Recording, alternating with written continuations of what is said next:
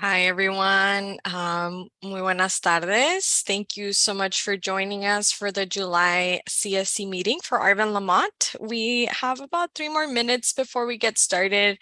As always, we're here in this pre-meeting space in case you have any questions or concerns. We are excited to dive into today. While I'm looking at the participant list, I wonder if your screen name, if your participant name is, I'm going to call on a particular participant name so that I can identify who it is. So if you can unmute yourself and let me know. So I'm looking at participant number S116057. And I'm going to ask you to unmute and see so that we can know who it is. This is Marcus Evans, District 6. I'm reporting for Lorena Mendibles on part of Caltrans.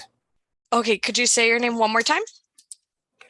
Marcus Evans, District 6, Caltrans for Lorena Mendibles.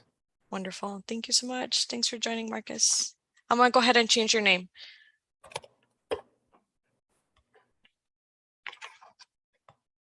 Thank you. I'm going to go ahead and put you back on the mute. Thank you. Daniela, can you give Marty permission to record, please? Yes.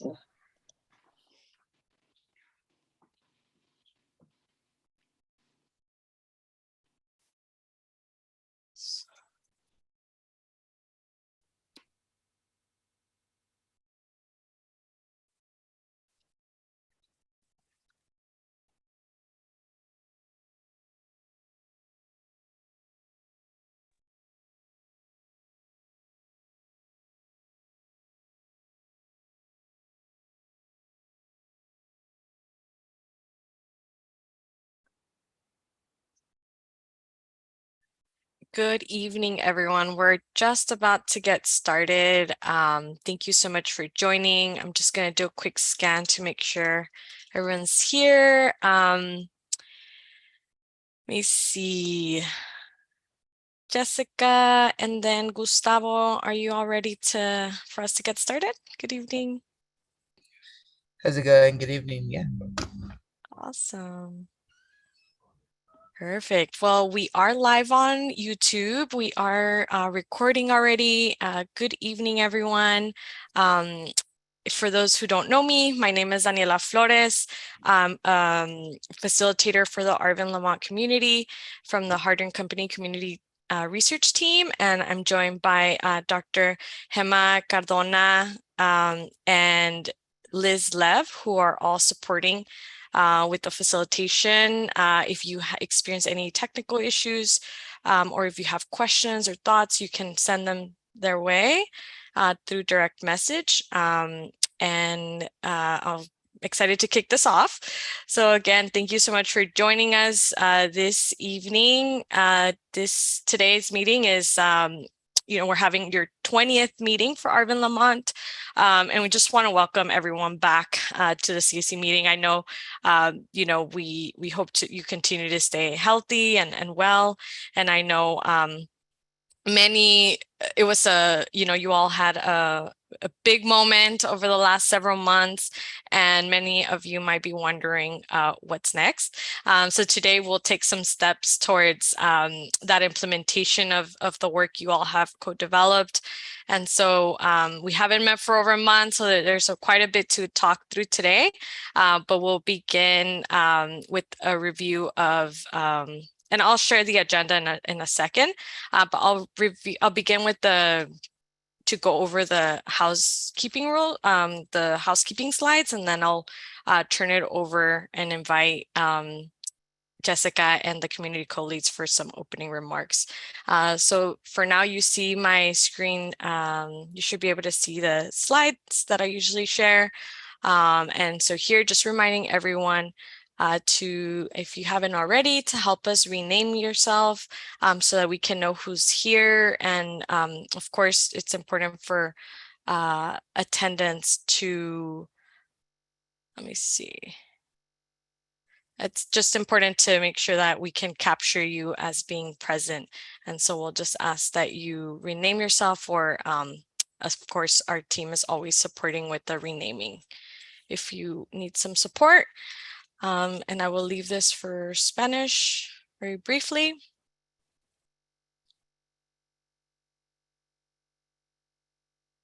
All right, so just so that everyone's on the right channel, remember that if you would like to select interpretation, here are the instructions for it.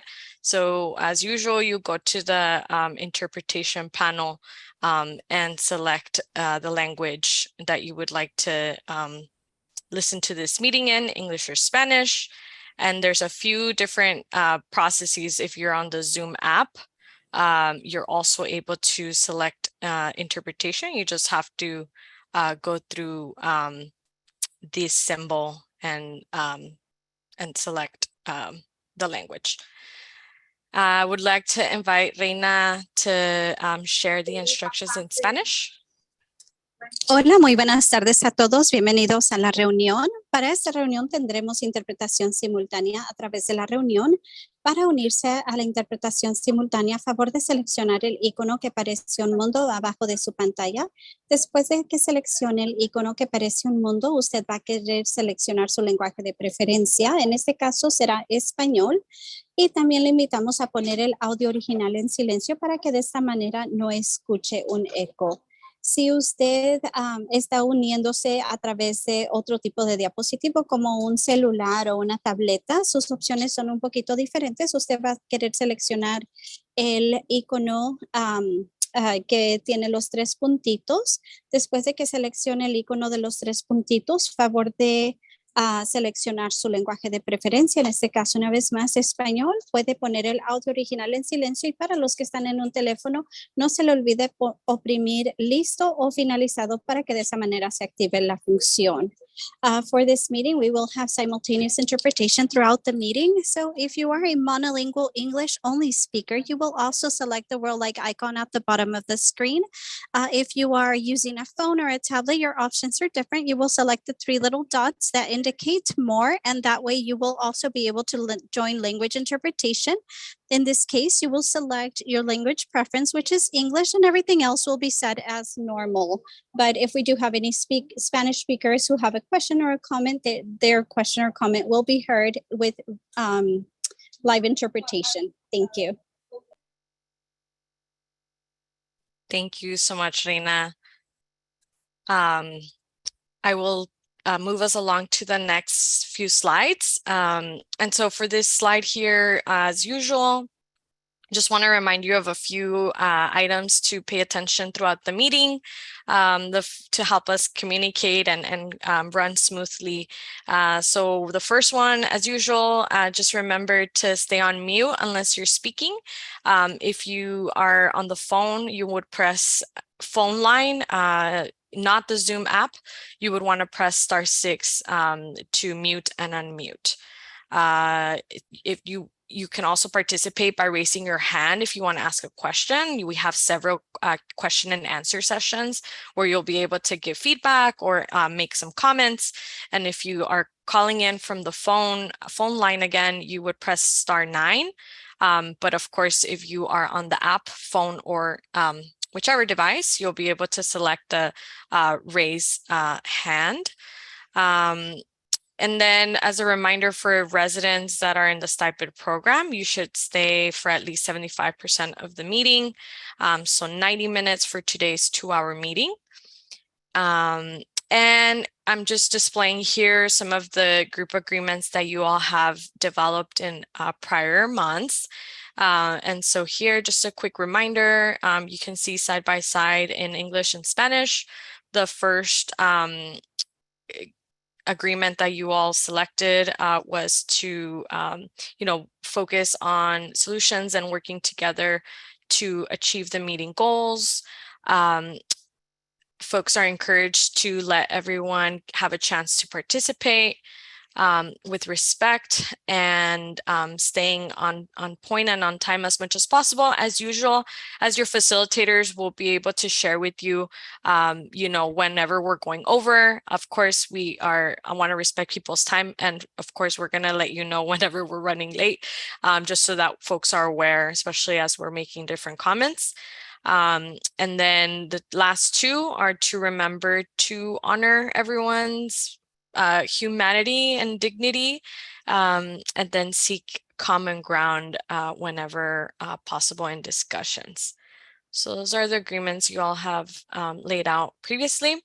And then just to give you a very brief recap of what's going to happen today.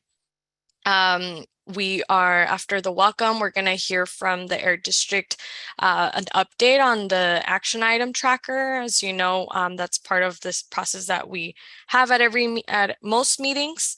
At 5:25, we're going to go into a community air monitoring update and receive some feedback from you all. At 6:05, we're going to go into a discussion about the SERP implementation. And actually, the item from Carb will not start till 6:40. So this needs to be updated to 6:40. So just so you know, the SERP implementation item is going to go a little bit longer than is listed in the original agenda that was uploaded. But don't worry, we're managing the time on our end, and we'll just kind of transition us when the time comes. And of course, we'll just spend the last 10 minutes wrapping up, going through the next meeting date, and then hearing any public comments from folks that are here. All right, with that, I would like to turn over and transition it off to welcoming remarks from the Air District. Jessica? Thank you, Daniela, and thank you, everyone. Welcome. It has been a while since we've seen all of these faces. We are very excited today. As Daniela just went over, we're going to talk about a lot of things that we haven't talked about in a while with regards to air monitoring, and so we're really excited to provide some good updates there. We're also really excited to talk about the next steps now that we have a SERP that's been adopted by the Air District Governing Board. And so we're really looking forward to this starting sort of a new chapter in all of our journeys together. It's going to be hopefully a really different meeting from here on out. It's definitely going to be much more about getting the work done and not so much about you know, every single detail of a SERP, but really diving into each of the measures from here on out. So we're very excited about that. I do have a little bit of news to share. I know that a lot of you know, but maybe some of you don't. We did have a CSC member and a very active member of the Lamont community, Jose Mirales, who lost his life earlier this month. We're very sad here at the district to hear that. We know a lot of you were very close, and he was such a distinguished member of the community, and all of the work that you were all doing was very ingrained in the work that we know that he did. He was, we know, a husband and a father and a grandfather, and definitely will be missed, I know, by a lot of you, and certainly of his family and the folks that he touched. We hope to just spend a little moment right now to reflect, and a little bit of moment of silence if you'll join us in thinking and praying for his family in whatever way you feel is right. And so I'll just kind of pause right here, and we'll reflect for just a moment.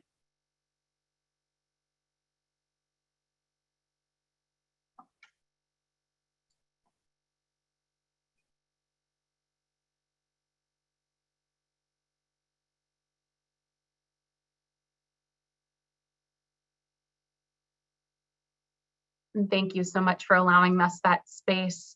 Certainly, if you have any well wishes you want to share with the family that you want to share in the chat or share with us, we're happy to pass along. I know there's a lot of folks that are really close and can certainly convey that message as well. With that, I'm going to pass it to Gus Aguirre Jr., who has just been such a great co-lead. And I do think also Bianca, I might have seen her on here. I know she's had a lot of other work that she's been dealing with, but if she is on here as well, I'll pass it to both of you to make any remarks about sort of our journey and our next stage here with the CSC. Thank you. Yeah, thank you so much, Jessica, and good evening, everyone. Yeah, and thank you for taking the space to honor Jose Mireles, who will be definitely missed, but not forgotten. Someone that was, you know, a true leader in the community. Really was a trendsetter for advocacy and speaking out. So, yeah, thank you for that space.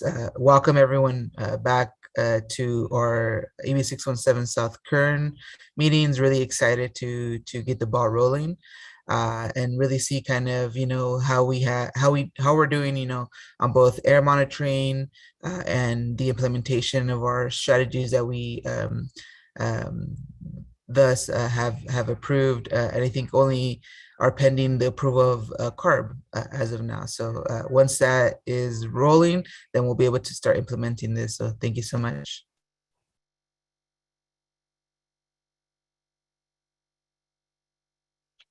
Thank you so much, Gustavo. Bianca, would you like to share a few words? Yes, I don't know if you could hear me. Can you hear me? Yes. Okay, sorry, I was trying to control this little one.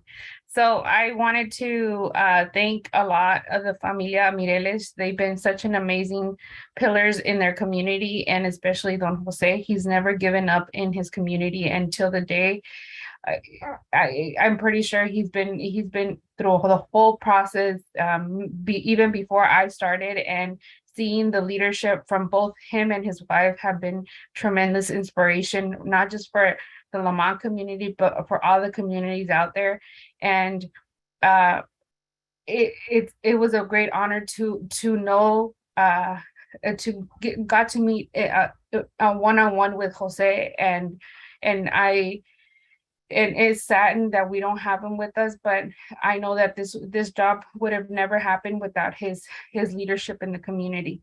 And I know that this is the next steps that we're doing at the moment for the 617.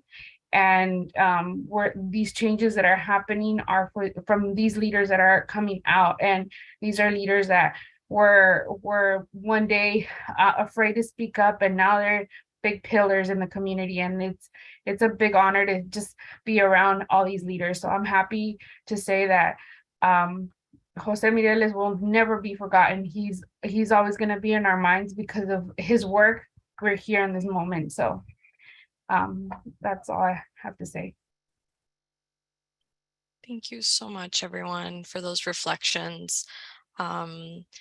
We'll definitely honor their, you know, the impact they've had through this meeting and beyond. So thanks for those reflections. With that, I'm going to do a few housekeeping items before moving on to the action item tracker.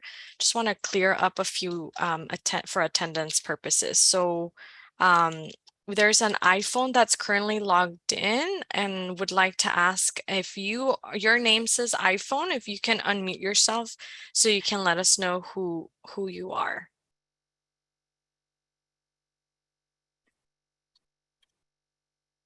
Oh, yes, if you would like to, I see a phone on there as well, so feel free to unmute. The number ending in 9815, you can unmute. Yeah. Lucia Alcala. Lucia, okay. Muchas gracias. And then if I can just find the iPhone, there's currently somebody labeled as iPhone. If you can unmute, I'm going to send you the notification asking you to unmute.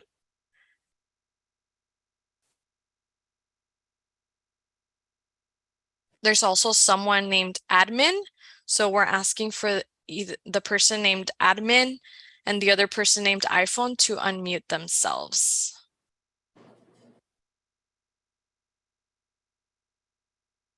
Okay, iPhone, if you could let us know who you are.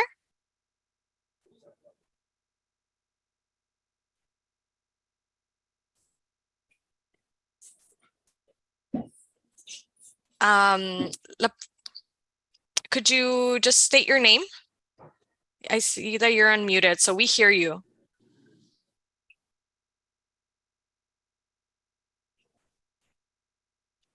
la persona que tiene el nombre de iPhone, nomás queremos saber quién es.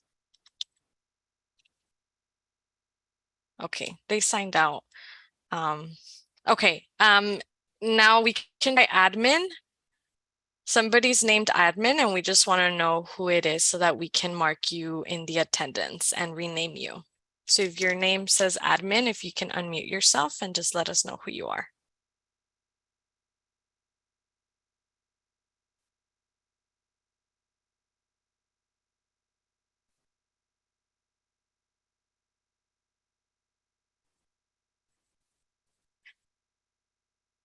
Thanks, folks, for your patience. So admin, si su nombre dice admin, estamos tratando de identificar quién está detrás de ese teléfono para poderlos cambiar el nombre. So, si su nombre dice admin, por favor, nomás díganos quién es. Okay. We might have to try a little later, everyone. You can also, if you're hearing me and you have access to a chat, you can also type in your name in the chat. Thank you so much. For one last item, I just want to do a double check that the Spanish channel volume is okay. Maricela, I know I was a little bit faint on your end. Did that resolve itself? The audio for Spanish channel, is that working fine for people?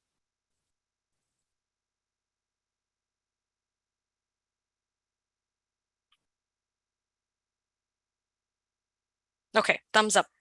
Okie dokie. Thank you, everyone. We'll just pause at a different point and try to see if iPhone comes back and if I see iPhone. So I know you're there. So if you do happen to see the chat, you can just send us your name through there. Otherwise, we'll just ask you again a little bit later in the meeting in case you're kind of unable to unmute yourself at this point. So with that, thank you for your patience, and I'm going to transition off to Zong, who will walk us through the status of the different action items. As you know, for transparency and accountability, we document action items that come up at each meeting. And at this moment, Zong's gonna provide you an update on what the status has been for some of those. And also, if you have any questions or you want to clarify anything, you can use that time if you want to clarify anything from those action items. Take it away, Zong. Thank you so much, Daniela. Appreciate it. Good evening, everyone. Thank you for joining us. It's been a couple of weeks since the last time we've had a CSC meeting, so let me share the action items real quick. Okay, hopefully everyone can see that okay. Let me know if I need to blow it up. We just have a couple action items that came about from our last meeting, which was June 6th. And the first one was about subcommittees and the development of subcommittees, and we can start the process today. The next one is about the Carb Webinar that was held on June 7th and 9th. The recordings are posted, and I'm actually going to drop a different website. We'll update this, the links here, but I believe the links are here, and the recordings are available on this website here. And then the other action item is pertains to the Board of Supervisors meeting that was held on June 14th.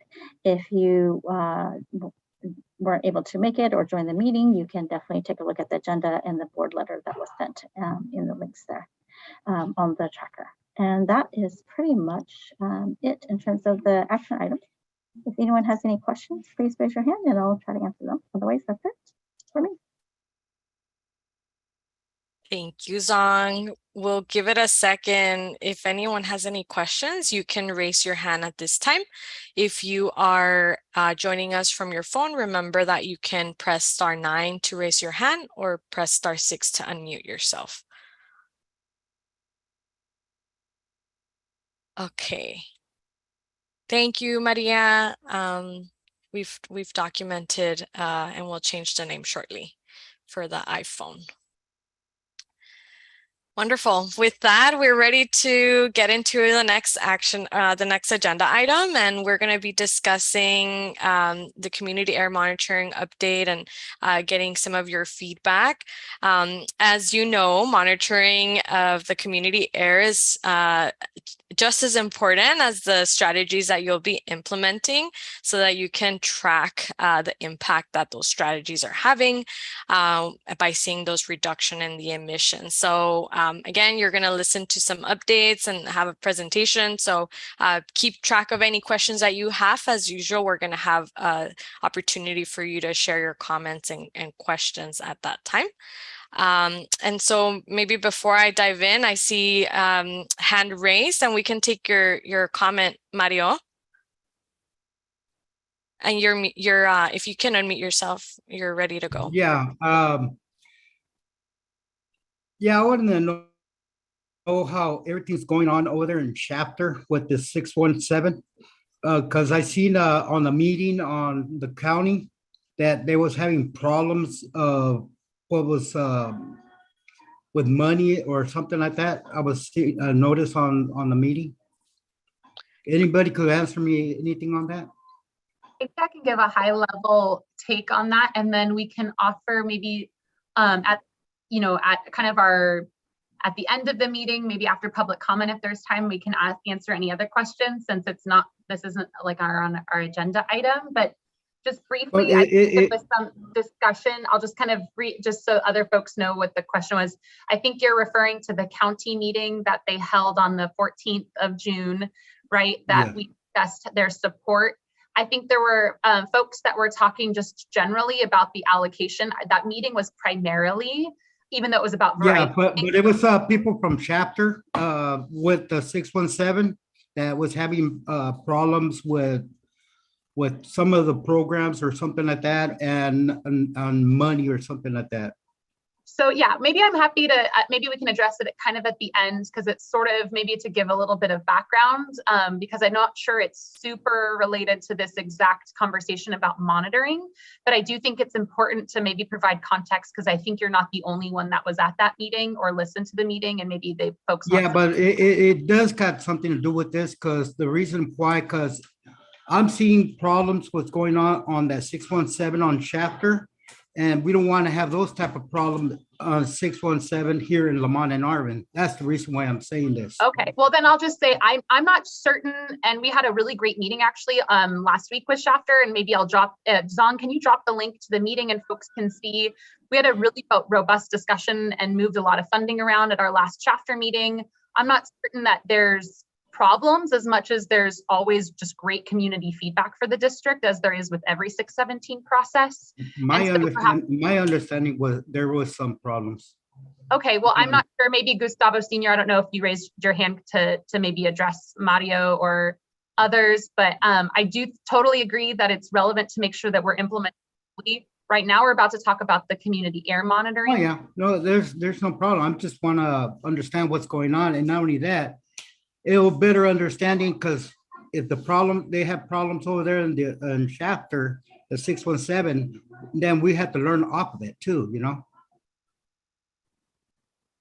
Yeah, this is Gustavo Aguirre, Senior. Mario, I think if you're referring to the meeting that I think was June 14, and yes, residents from chapter, the steering committee member 617 chapter were there. The main issue there was about the pesticides, because in chapter, initially it was approved to implement a pesticide application notification, which is not happening. So the comments of the chapter residents were to asking the supervisors to keep, to basically instruct or tell the current ag commissioner to be more open and enter in conversations with the community, to be more responsive to the community, in other words. So I think that was a request from chapter residents, which I think at the end the supervisors gave the instruction to a commissioner to collaborate with with us, the residents, and the other agencies. So I think the supervisors made a good decision. And one of the things that when we approved the SERPs here for Arvin Lamont, Jessica suggested to put together a subcommittee to talk about pesticides. And we've been talking in chapter also maybe to have a joint subcommittee to talk about pesticides in both projects, but I think we can talk about later. But I think those were good discussions, Mario, at the county level, but I think the outcome was good. They had something también about the county was some money or something like that they was talking about. Yeah, they were using about something else. Yeah, I think they were talking of for chapter. There was a money allocated for that project that they wanted to implement, and also the state allocated funds to deal with pesticide issues, which right now is the state is going into the process of approving pesticide application notification statewide, and the state allocated money for that. And I think the residents of Charter, they were referring to what was going on with that money. If there is money to implement projects, why it was not happening? But I think as Jessica mentioned, I think my hope is that very soon we can put that subcommittee together and have all those conversations, Mario. And yeah, but that's the reason why I'm putting this up there, because I need to to figure out not to have those type of problems in our 617 here in Lamont and Arvin. And that's the reason why I'm speaking out on this, because like that we could learn off of it or benefit something off of it. Yeah. Yep. Yeah, and I'm also on the steering committee in chapter participating, Mario. So I am aware of I think what Jessica is referring to, the last meeting that I think was a good meeting.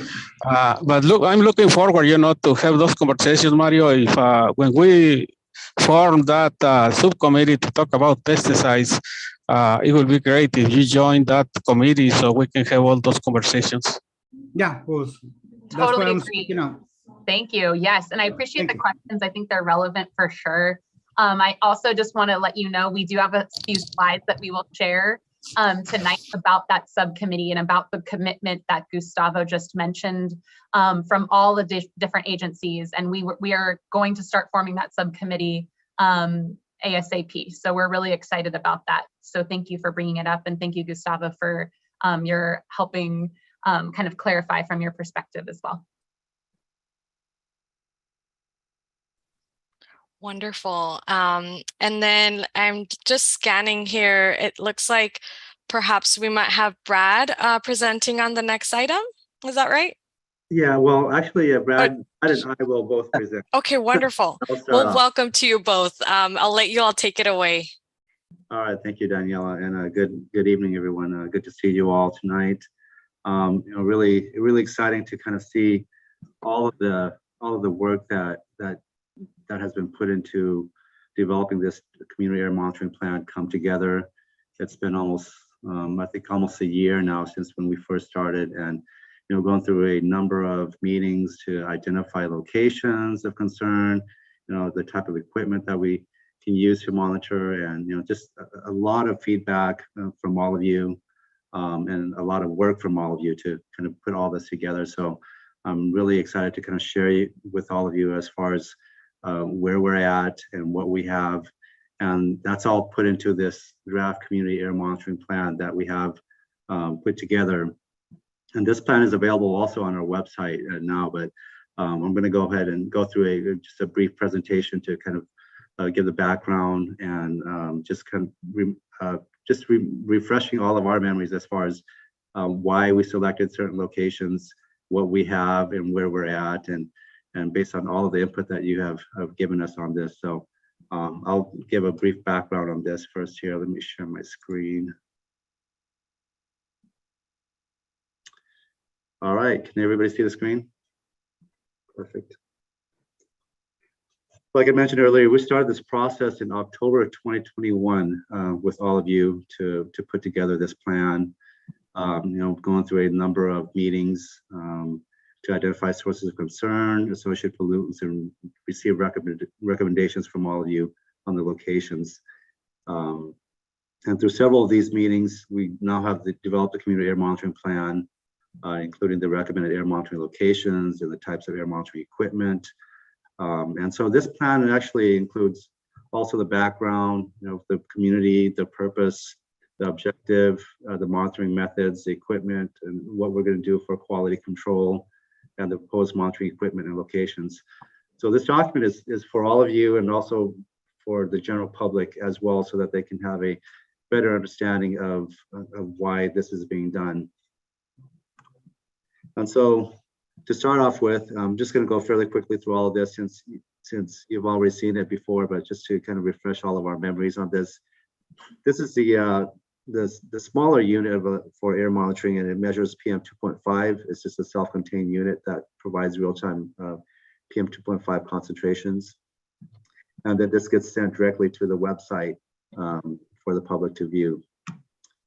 And this is a larger unit, and this actually this is the larger unit you see here is the air monitoring trailer, but what we're talking about in this slide is the sampler for PM 2.5, and that just takes in the samples from the air, and then we send that off to a lab to determine the various types of PM 2.5. And hopefully that can help us determine, where is that PM 2.5 coming from? What type of sources? Is it from vehicles? Is it from wood burning? And a variety of other potential sources. And this is another sampling unit, but this one measures volatile organic compounds. It's capable of isolating 86 different compounds. And again, this is very similar where this opens up and then it sucks in all the air into that canister, and then we send that canister to the lab and they do the analyze that, and then they send us the results. And then this is the air monitoring trailer. It's a very comprehensive system. It has both VOC and PM sampling. That's where we usually place the sampling units. But in addition to that, it also has a variety of equipment in there to measure PM2.5 in real time, black carbon, BTAX, SO2, H2S, NO2, and ozone. And this is a smaller unit that's fairly comprehensive as well. We call this a compact multi-pollutant air monitoring system. It's also known as an air pointer. And as you can see here, we combine that PM 2.5 unit along with this one. And this is what it looks like, kind of like a mini refrigerator there. And it's capable of monitoring for real-time PM 2.5, black carbon, BTAX, total VOC, SO2, H2S, NO2, and ozone as well.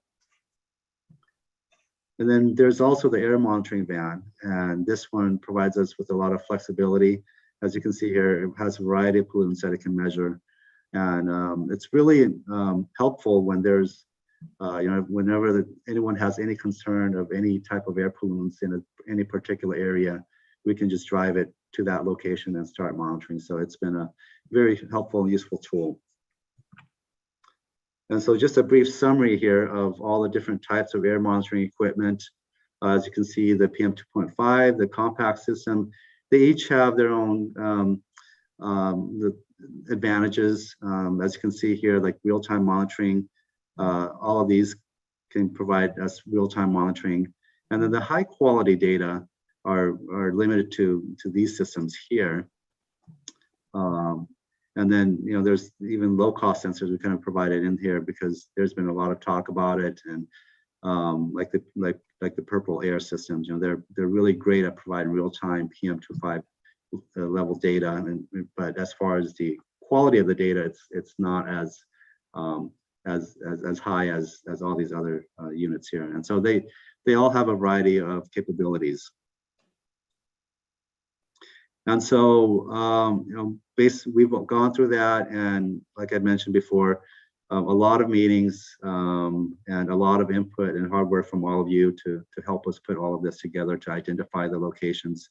As you probably recall, we divided up each section of the community and identified what the concerns are and what type of monitoring we need to have in each one of those.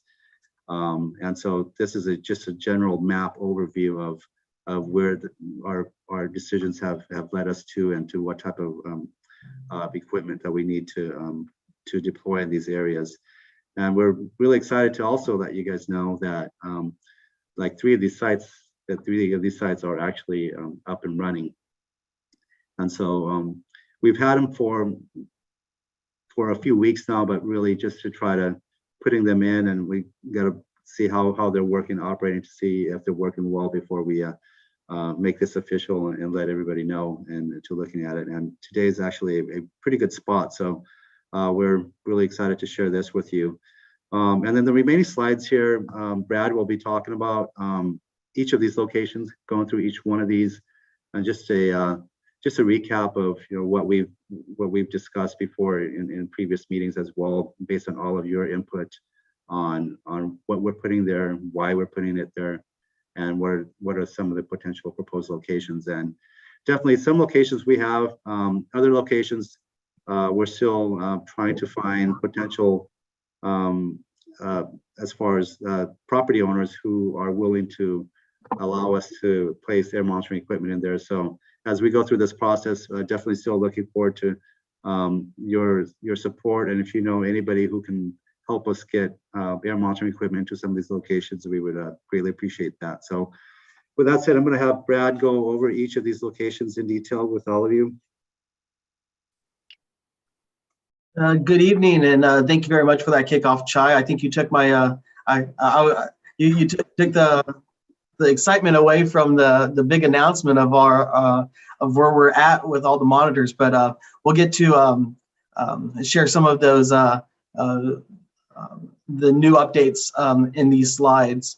So again, these are going to be very familiar with a lot of you, where you have gave us your input and where you had concerns for different parts of your community, and that's kind of where we try to get a monitor at businesses or at schools or at different locations that would be best suited for the community. And this is just a recap of what we've gone through on those couple of different exercises that we've had in the past.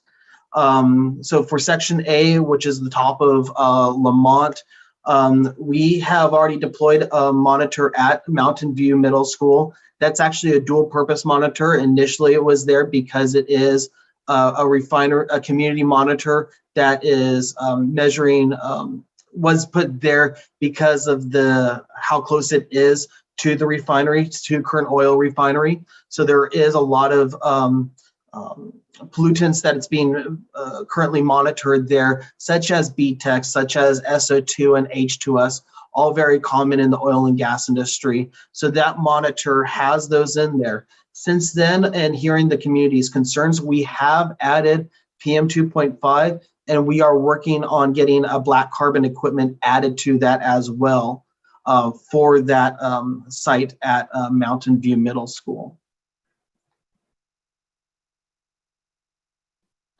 Moving on down, just right underneath that is in the section B. That's kind of like the majority of Lamont. The community showed that there's a lot of concerns based around that Bear Mountain Recreational Center, as well as Alicante Elementary, and with the top community concerns of heavy-duty diesel traffic, dust, particulates, and odors.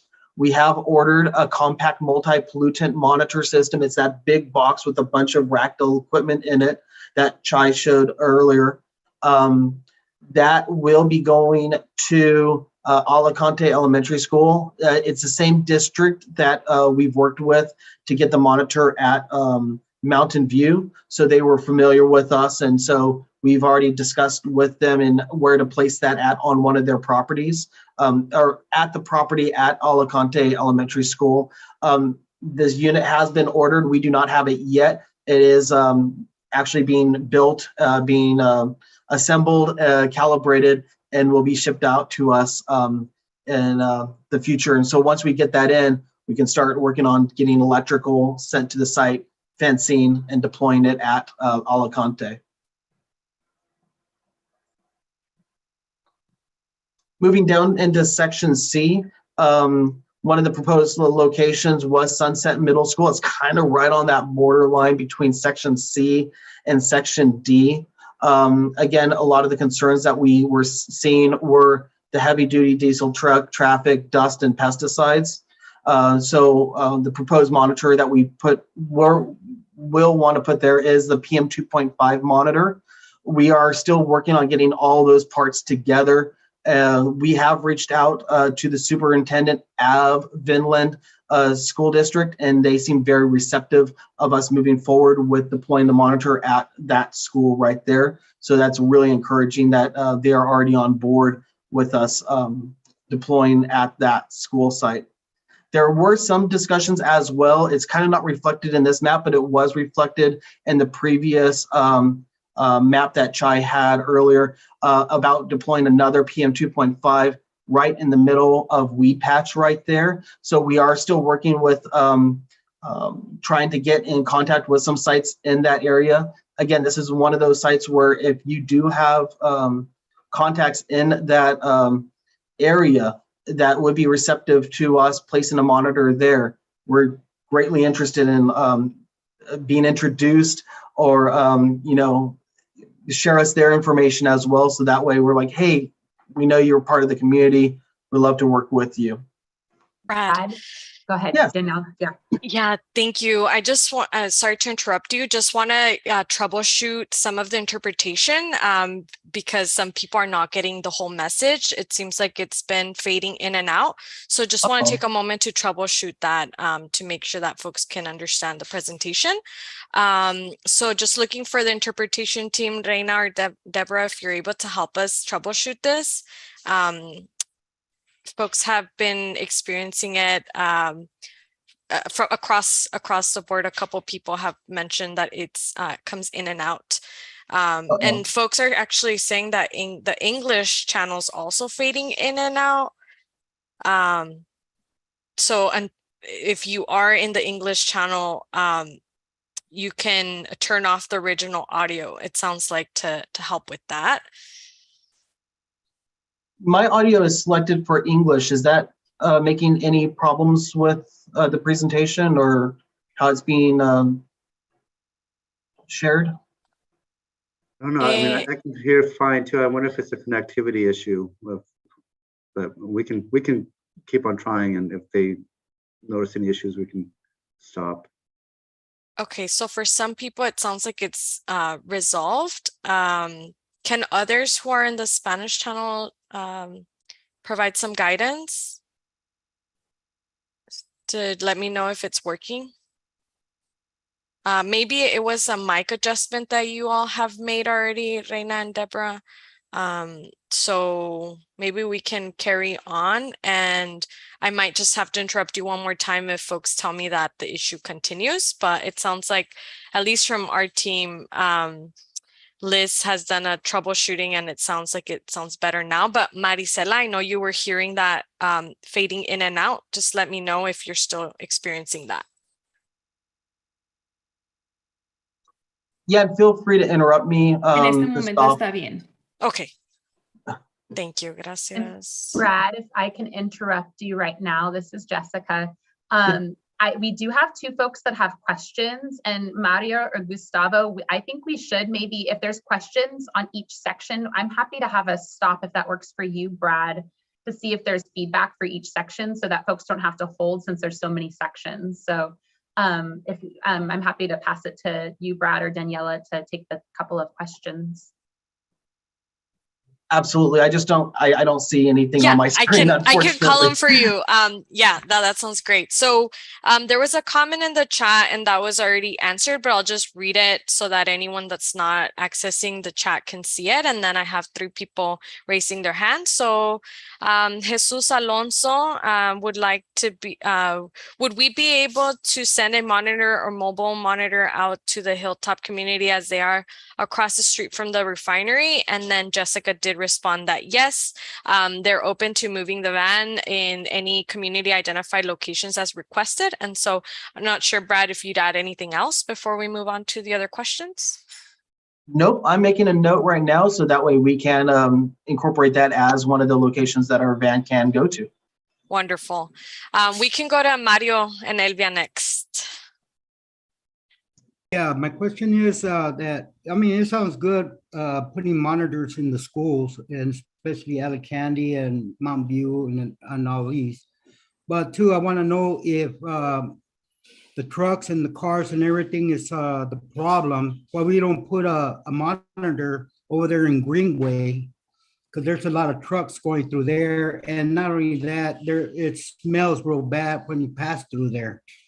Well, we don't put a monitor there. And not only that, over there in Arvin, that plant, chemical plant, well, we don't put a monitor over there. I mean, I'm just wondering if you guys got permission to put a monitor towards that route. And maybe So I'll just to, go ahead. I was trying to say something high level, and Brad, let me know.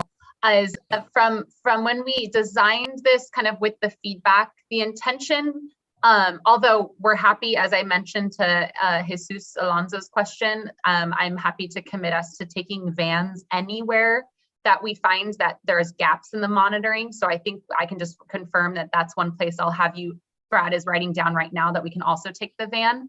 But the idea was trying to monitor where people are breathing the air, so we know what's impacting community the most, while then using the van to the best of our abilities to also monitor around the community. And so locating them at schools helps us understand the most sensitive populations and what they're breathing, as opposed necessarily to monitoring. Of course, it's important. If we could monitor everywhere, it would be awesome. But monitoring maybe closer to a source, but not necessarily close to the largest population in the area, it doesn't help us quite understand what folks are exactly breathing. So that's just part of the design. But I totally think we should take the van to other locations. And so I had Brad write down what you just mentioned as other possible locations to take the van, because we're much more flexible with that.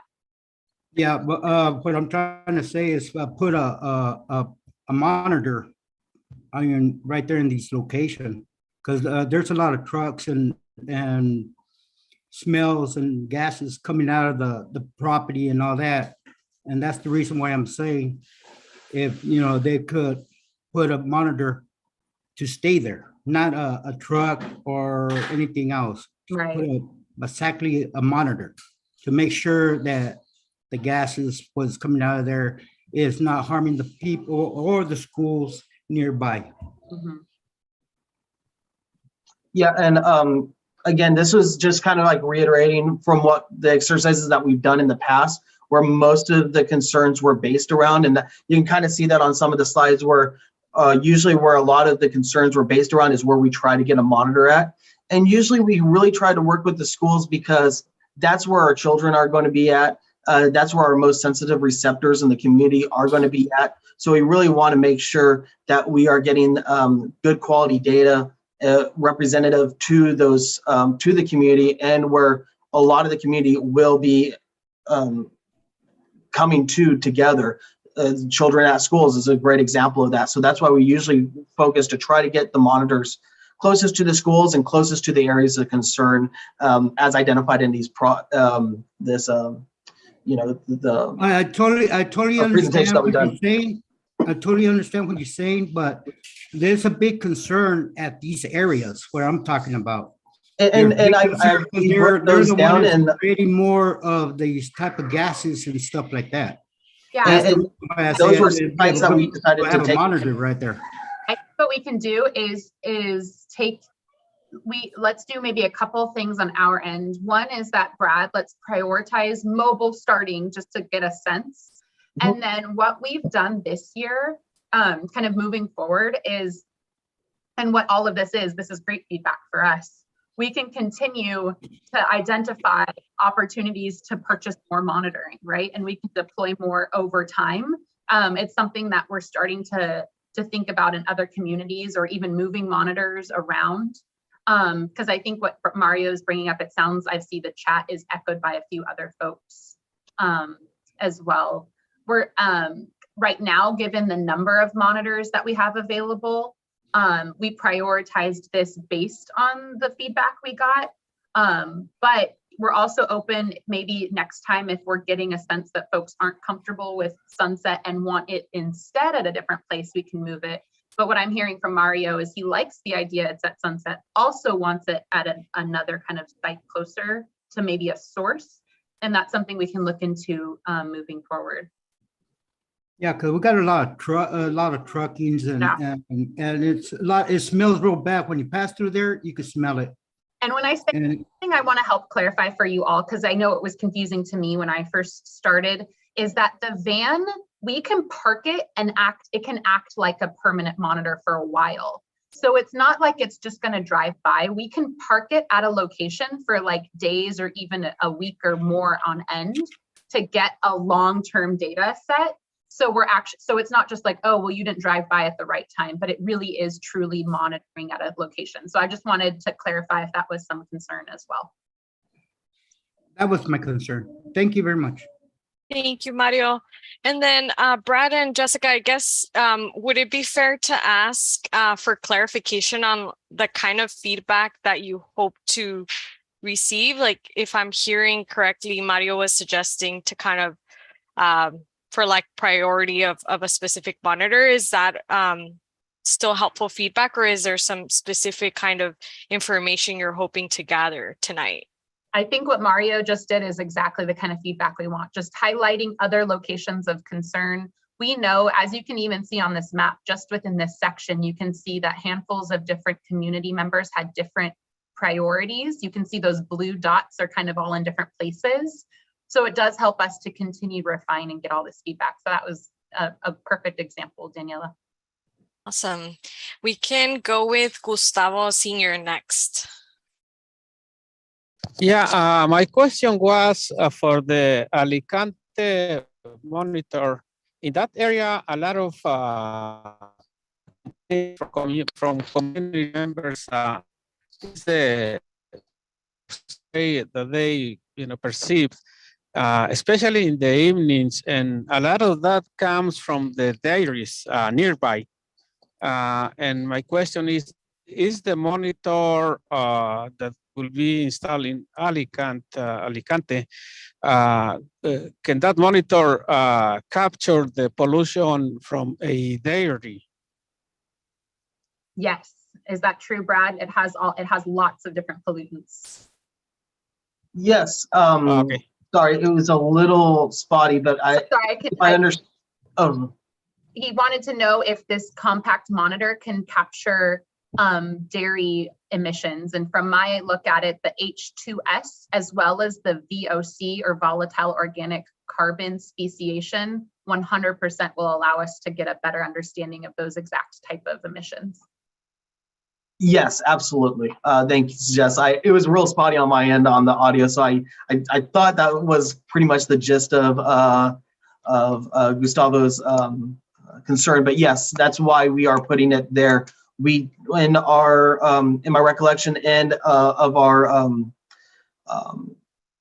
practices and our when we all got together and put all of our concerns on a map, or all your concerns on the map, I should say. A lot of those concerns were dairy emissions based around the community center at Bear Mountain Recreation Center, where a lot of people have barbecues at. A lot of people said that they've been at functions there and they've smelt the dairy emissions.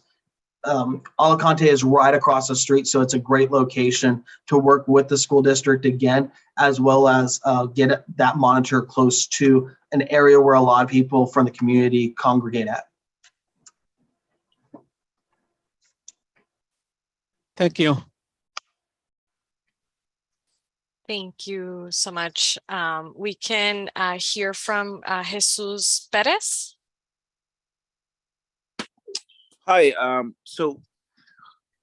good evening, everyone. I just wanted to bring it to the attention of the staff in regards to finding a location in the Weed Patch community that Bear Mountain Recreation and Park District does have a park, Weed Patch Park, right off of, well, just outside the community. But the other comment that I had is that the Lamont Public Utility District has two enclosed properties within Weed Patch that this monitoring device may be best suited to be in, because the park has no fence around it.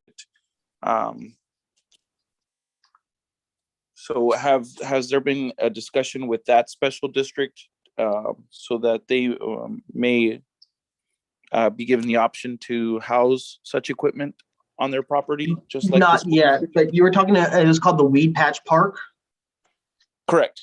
Do you have any, well, we can reach out to you after the meeting and we can share some information. And then if you know like a name or a phone number or an email address of someone over there that we can reach out to, I'll definitely reach out to you after this meeting, so that way we can make sure that we get that information. And if there is an ability, usually it's just as long as we can be at the property and it works with the equipment, that there are some criteria that we have to take into consideration for it to be an accurate monitor, because we don't want to put it right against a wall or, artificially enhance or hurt your emissions in the area. We want it to be an accurate account of what's going on in the community.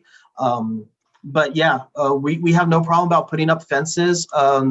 As long as we have approval to be on the property, we can work with the local electricians to get electrical to the sites as well. So those are all things that we work on at the sites. So yeah, I look forward to reaching back out to you, and hopefully we can get a new site going. Yeah, thank you. On this, in this committee for Lamont and Arvin, AB 617, we have at least one board member from the Lamont Public Utility District and two of them from Bear Mountain, one being myself. But if you guys need an enclosed location with a fence around it, Lamont, the Public Utility District, I believe has two sites within Weed Patch community. But if you don't necessarily need something secured by a fence, then our park is out there in that community. But yeah, okay, thank you. Perfect. Thank you. Great. And the final comment from Bianca? I have two questions. One of them is the van monitor, the mobile monitor. Is it gonna? I know that in other locations they've done it in the day use. They don't do it overnight. I don't know if the Air District has changed that policy. I just heard it from Jessica that it is. But in those cases, who picks up those samples? Is it picked up in the mornings or in the evenings? So we could see how much of the changes do happen during like the evenings when there's a lot of movements going on, especially right now when this harvesting season.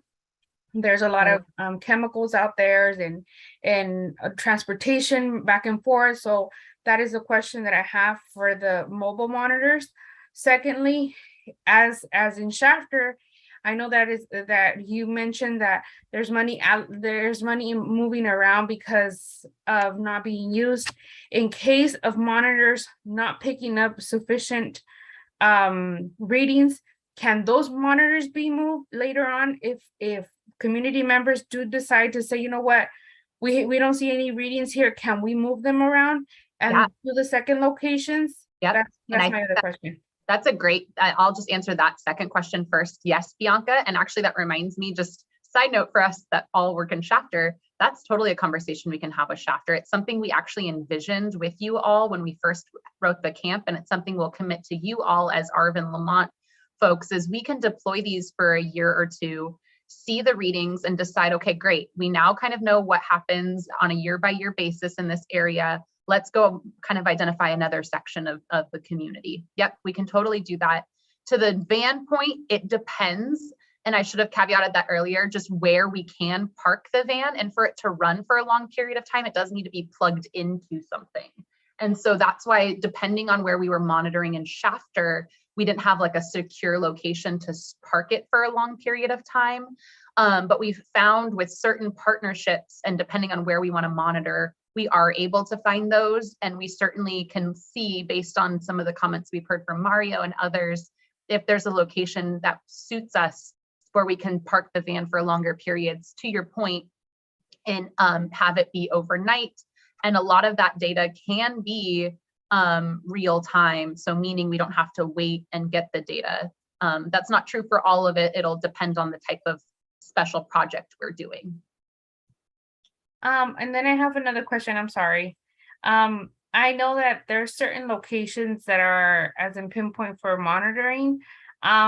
If one, let's just say, I know that we're far beyond all this, but if we get public information to see where are the unhealthiest locations, or like where do we have the worst diseases, like respiratory problems, is it possible we could move the van there? If we go back to like maybe you could say like public records and see if there's sensitive receptors in a certain area that have had asthma attacks, like a high number of asthma attacks or high levels of respiratory problems or things like that, cardiac problems. Can we move that van monitor to those locations?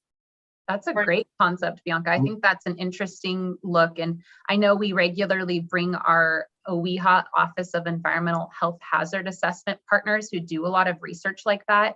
And I know, of course, we have our CARB folks online who are big partners in that work. Can we, and I know Michelle always takes great notes, I wonder if we can think about that as co-leads about kind of future, just kind of continuing to update and look at the camp and ways to use creatively the van. I think that's a great concept, Bianca. And just I'm just going to kind of reiterate everything that I just already said to Bianca's questions. But yeah, there's been a lot of reflection to Shafter. We try to get out to Shafter and try to get different days and different areas of the community. And especially there's been a couple of cases where they're like, well, we really see a lot of concern right around this time. So we've been able to flex our schedule, or my staff, I should say, has been able to flex their schedule. So that way they are there in later times of the night. So that way they were able to capture some of the rush hour traffics and stuff like that. In our Stockton community, the Little Manila Center was able to offer their facilities that we were able to park the van there for almost over a month. And so we were able to get a lot of data before we were able to get permanent monitor into the Stockton community by utilizing one of our vans. So there's a lot of abilities that the vans can do in lieu of getting a permanent monitor there. And again, it is depending on the site, the ability to plug into power. The van does have its own battery power on it, but it's really only good for about a day or so before it needs to be recharged.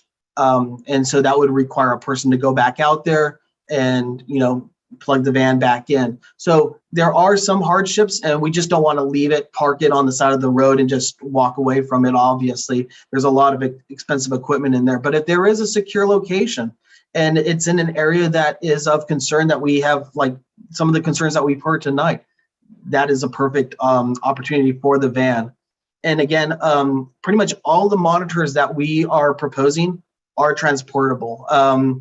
From the PM 2.5s, they can break down easily, so that way we can actually carry them onto the roofs and deploy them at different locations, or they're mounted on a trailer that we can actually drive them to a different location.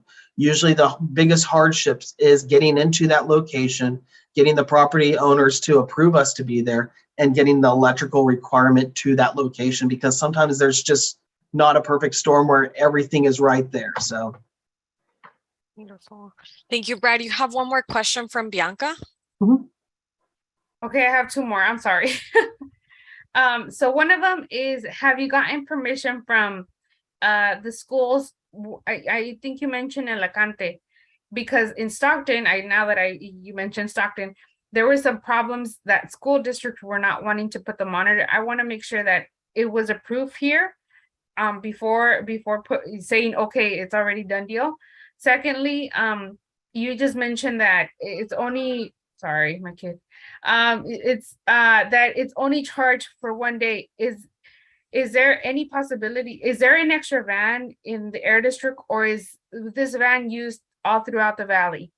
And Brad, I'll just take this really quickly and then I'll help us kind of go, because I think what Bianca is mentioning are such great questions. I know that we have What we're going to describe today in terms of things that are deployed, we already do have that permission. And I know that Brad mentioned earlier, Mountain View is already up and running. Alicante is in the same district. And so the same commitment from the district, something Brad mentioned earlier, we are committed to reporting back to you all if we have any concerns or we get any pushback. Same thing in Stockton. We immediately reported any pushback back to the committee, and Plan B came up really quickly. So we're really excited about that. And then just really quickly, the van, some exciting news is we're looking to get another van. To your point, Bianca, a lot of these special community concerns and really interesting requests like the one you just had have been coming up, and we're finding the van to be really useful for kind of those unmonitored areas. And so we're hoping to purchase another one so that it can help us with deploying that faster and getting more out there. And just to reiterate, the battery is only if it's not in a location to plug in. That's just going to be the case with how many pieces of equipment are on the vehicle. So it's not going to be able to run, even if we swapped vans, that's not very efficient. But allowing us to plug in, like he mentioned, we had a partner that allowed us to plug in for a month. That would be an awesome place, because then we can just unplug, move somewhere else, plug it back in, and do something new as often as we think we need to. So hopefully that answers your questions. And a quick time check, not that these aren't great questions. I want all of them. But I know Brad has a few other sections to describe. And so right now, to clarify, when we add a van, it will be 3 vans total. There is only one, there's 2 currently. We will add a 3rd is our plan. Bianca, I see that your hand is raised. So is that a new hand? Yes, it was just a question because I wanted to clarify something from Jessica. The new van, is it going to come from the pile of Arvin and Lamont, or you're going to be taking funds from all the communities, so it could be a van for the whole entire district? Just that question. It is shared between the 617 communities.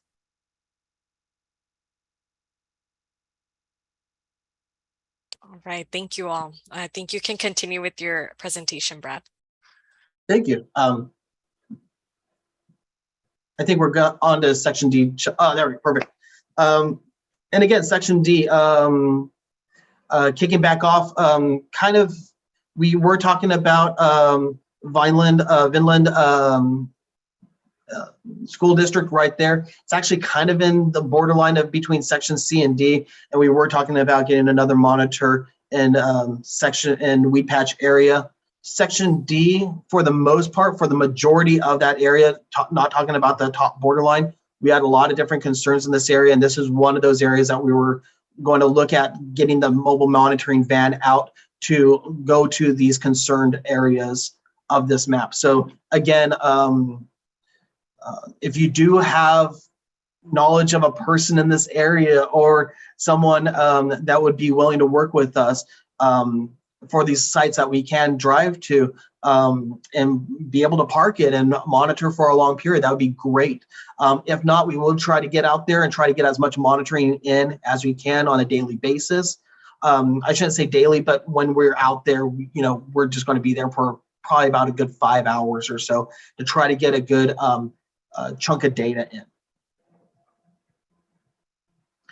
And then section E, this is another area. There wasn't a lot of concerns in this area. I think we only had maybe like 4 points. But again, there was a lot of dust, pesticide, odor in this area.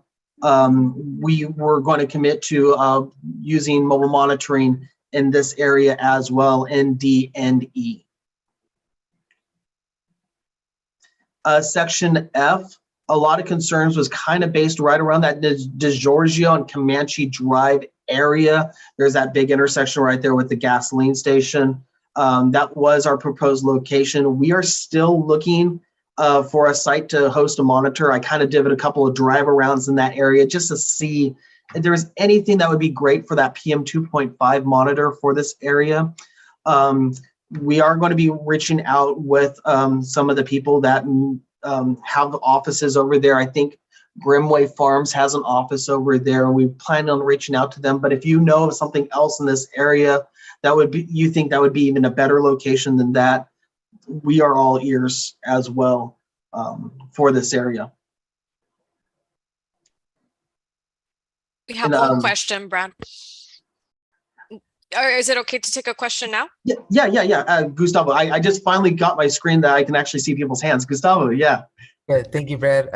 Just on this section F, one question I have was, and I know there's like two different kind of methodologies when we do when air monitoring is conducted, and one is like fence line air monitoring, some similar to what Mario was talking about, right? Going to the sources of pollution and putting some fence line air monitoring, and then community air monitoring, right? Where folks that are living downwind or down the road from these sites, in this general area where there's the first picture where there's a red star, Digiorgio and Comanche, we currently have a study that we're doing with Public Health Institute and Department of or University of San Francisco, where we're taking a cluster of participants and installing some low-cost air sensory technology and filtration. There's a trailer park in that corner. I guess worst case scenario, if there is some agricultural offices there, but if nothing comes up, would this property potentially be one that is potentially used, that could be used for an installation of a PM 2.5 monitor? Absolutely. I took a drive through that community actually not too long ago when we're kind of scoping out some areas. It just didn't look initially like a good location to put a monitor on. I didn't think that there would be anyone that would want a PM 2.5 monitor on their roof, which is kind of bulky. Not so bulky in the air monitoring sense, but bulky on the sense of it would be on top of somebody's roof, on a private citizen's roof, I should say. But no, if you have contacts in that area, definitely. That's why we want to try to put a monitor in that area. That's why that star is highlighted, because that is where the people in that community are living at. So we want to try to get that representation for them as close to possible to where they're living at. Yeah, thank you. We were able to kind of garner some relations with the property manager of that complex, so I can maybe reach out to them to see if they might be interested. I know they were very interested in us, speaking with the residents there and hosting monitors there and other things. So maybe we could reach out to them depending on other leads that might be out there as well. Thank you very much. That would be greatly appreciated. No other questions that I see on my end. Thank you. And moving on down to the top of Arvin, pretty much. This was selected as the big air monitoring trailer. That's the big one that can do pretty much everything, that will have a real-time PM 2.5, black carbon ozone, nitric oxides, sulfur, carbon monoxide, BTEX, and VOC and 2.5 PM 2.5 speciation at that. It's a big trailer that Chai was showing in an earlier slide. Initially, a lot of concerns were kind of based around the Arvin High School, and a lot of the concerns in that area were based off of oil and gas emissions in that area. We are still working with Arvin High School and the Kern County School District to see if we can get that trailer there or at a surrounding property, maybe not on the property of the school, but like there's a lot of ag, they have a big ag department over there, or maybe over by the water tower right there, something in that area. But if not, the city of Arvin has reached out to us, and we have discussed with the city of Arvin and their transportation department, and possibly deploying a monitor there. So they're already being a great partner to work with in case of that first location for Arvin High School does not work. We may be able to work with the Arvin, the city of Arvin, to deploy the big trailer there. And I think I see Bianca's hand. Sorry, I just have a question. I know that they were mentioning about the oil and gas area. In that area, there is a school that is Grimway Academy. I know in the community of Shafter, they're trying to get fundings for a bus, I believe, or something like that. So as a trade-off, if they want a bus, can they put the monitor at the school? I know it's very close by from the Arvin High. It gets a lot of admissions from that direction. It's right in the middle. It's just an kind of it's further. It's very close from all the location that we're trying to get, trying to find as contaminants. So it's just maybe letting them know, like, if you want something in Shafter, can you help us out here in Arvin as in a monitor? Yeah, it's something that we can definitely reach out to. Again, we've already gotten almost the green light from City of Arvin to move forward. And they also have a lot of other properties in there. I think they have a couple of a water district and water pumps in that area. So there may be an opportunity for the City of Arvin to host us at a property that they have in that area that's even closer to that Arvin High School, Grimway Academy elementary school right there. That would be fantastic as well. We're kind of looking at everything for that area right now, but an initial focus is still try to get it at Arvin High School. But we do have those fallbacks, and we'll definitely keep Grimway Academy as one of those possible future sites as well, in that generic area of Arvin right there, right by those oil and gas areas. So. Yeah, and I already see Christina commenting in the chat window. Thank you very much, Christine, for being our liaison and introducing me to the transportation department. And we've already been working with some different possibilities of being able to move forward at that at your city hall or maybe a different property. So thank you. Moving on down, right on the other side of the highway right there into Arvin is the Section H area. Now, initially, we kind of were thinking about just doing a bunch of different locations in the van, but as our conversations kind of progressed, there was that concern for a real-time PM 2.5 monitor for this area as well.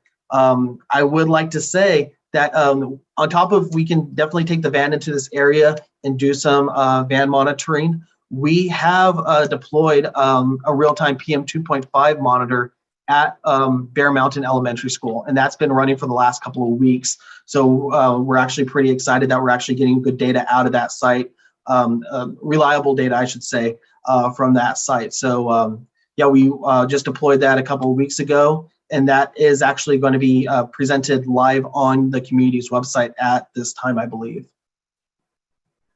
And then going down to the last section, Section I, there we are.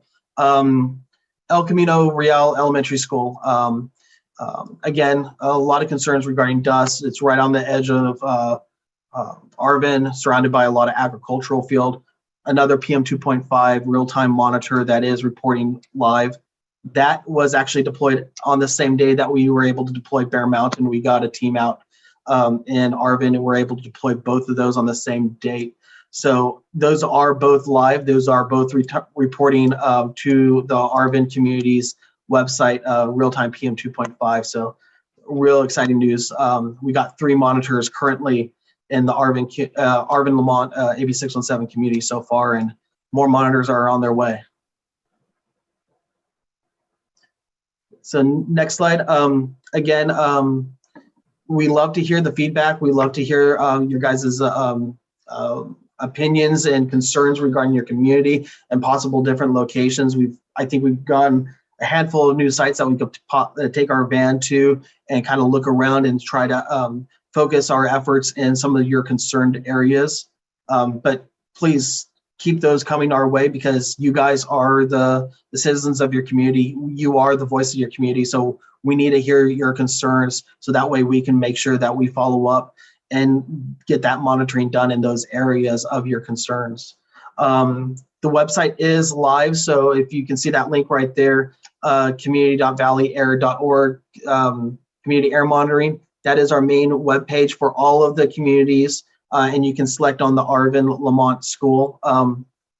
You want to do that for me, Chai? You're the navigator.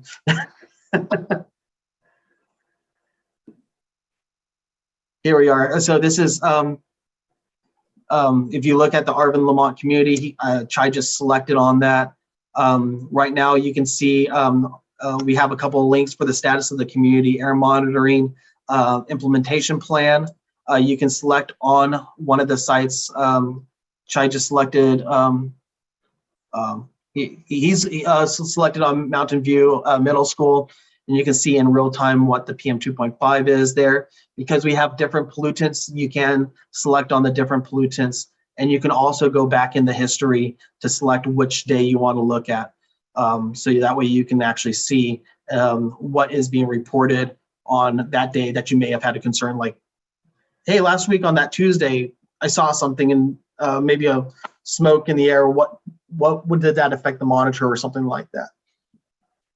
And Bianca, I see your hand raised. Sorry, I missed what kind of monitor is happening in El Camino? It's a real-time PM 2.5. 2.5. Would they expand it later on? It was only selected from the community as a real-time PM 2.5 to be in that area. But if there is a concern that we want to do more monitoring, that's definitely a possibility. Like Jessica said earlier, where we can expand and move things around. Like all this is mobile. This is, we have the ability to, flex around and do different types of monitoring to your concerns. Thank you so much. Before I go to the next question with Gustavo, I wanted to ask, there was quite a bit of feedback on the preferences and priorities for the vans. I know you had an interactive map in the past. Are you still collecting feedback through that interactive map in terms of locations of priority? Or, yeah, just wanted to ask that question for folks that shared that feedback. If there was a place for them to put it anywhere on the web? That's a great question. We hadn't considered that. That's a really awesome thought, Daniela. Maybe it's just an open place where folks can constantly drop in their air monitoring questions and concerns. And we can certainly make that available. And then at the next meeting, just reintroduce it to folks and maybe drop the link and send it out to folks. That's a really good idea. I'll also offer that the notes that we took today, that monitoring plan that we sent out to everyone, the best part about that and the SERP, but even more so with the monitoring plan, it is very flexible. It is meant to really represent what's happening now in the community. So we can keep adding and amending it. We can maybe add a section that's like, latest concerns for continued van monitoring and just kind of keep track of all of what you've heard, just so there's a space where you can see your concerns written down and a kind of a commitment from us to follow up on that. Thank you so much, Jessica. With that, we can move on to Gustavo Sr. Yeah, my question is, so with all these monitors, what's the time frame, like data collection? It's like a report every 2-3 months for us, and what actions can be taken, after we learn, saying that we learn some issues in some areas from the data. So what may be the next steps, and what are the timeframes to be able to use that data? So now is the easiest answer because we are getting some of that data in live real time right now. We will be doing quarterly analysis of the data and comparing that to other monitors in the surrounding areas and in the community as well. But that's a good point, because a lot of the monitors that we do have are real time. It's going to give you the most up-to-date hourly concentration in your community. But some of those PM 2.5 speciation, the VOC speciation, that requires us to go back out, or my team to go back out there, collect those samples, and then send those off to our laboratory partners that do the lab analysis. Those usually take some time to come back from the lab. So there is some turnover, and usually we try to incorporate all that data in the quarterly report that we will be supplying the community on the community's monitoring webpage. So on that webpage that Chai showed us earlier, we will have updates that will show comparison of the concentrations of the pollutants that we do see in those speciation samples. So those are some things that we will be seeing on later. It's not real time, unfortunately. There's no technology to analyze PM 2.5 real time like a laboratory can. So we also, do we plan to do weekly reports as well? I know we do that in other communities. Yes, I believe we will be doing, when we get more monitors up there, we will be giving the community a weekly update to on the webpage too. So that way you can actually see what that last week of monitoring encapsulated. If there was a concern, did we see a big spike? Was there maybe a wildfire in the area or something of concern that we were able to notice? We do that for the Shafter and Fresno communities, and we're actually working on getting Stockton's up and running as well. That will be coming for Arvin as well. And I think that might be what Chai is going to share with us, which I hopefully will help illustrate. Yeah, so here you can see something that will Shafter is a little bit, it's more implemented since we've been working at it for quite some time. So eventually we're going to get this map, interactive map for Arvin Lamont as well, where you can go into here and see the just a general for each monitor and click onto it and look at the air quality information and see it relative to the location. In addition to that, we're going to add weekly air monitoring updates. So with this one, every week you'll be able to see the update on it, and it's just a very simple one pager, just so you can quickly glance at it and see that, okay, well, here's all these sites. You know, where are we at in terms of implementing these sites? How was the PM last week? And we gave that information. And if there's anything unique or significant that happens, we'll kind of explain in here as why do we see these spikes? Where is it coming from?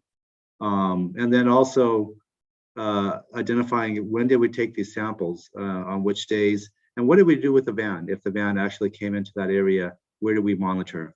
And then just a very brief update of, hey, where are we in this ongoing implementation? What are we working on and what's left?